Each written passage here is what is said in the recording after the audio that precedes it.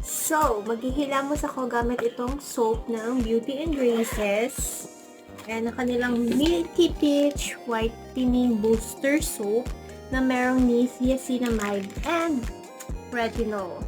Super impressive ng result nitong retinol and niacinamide kapag pinagsama sila tapos gagamitin mo dahil.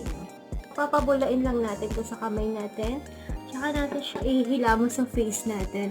And guys, you should add this to your skincare regimen kasi nakakatulong talaga siya to reduce the appearance of fine lines and wrinkles, increase the moisture of your skin, less dehydration, and mapapansin mo talaga yung mga pores mo is lumiliit.